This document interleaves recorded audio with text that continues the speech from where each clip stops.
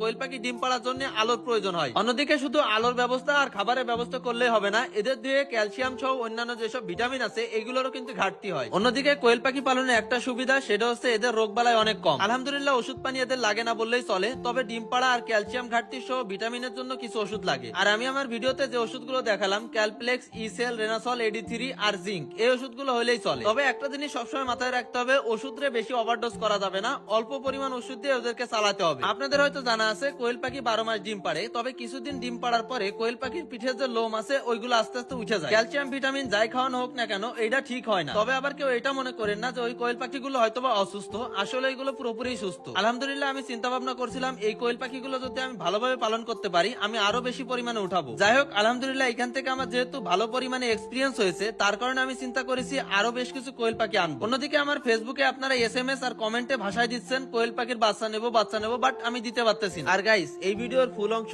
আমার পেজে দেওয়া আছে, পেজের লিংক টিকটকের বায়োতে দেওয়া আছে, সবাই গিয়ে দেখে আসেন।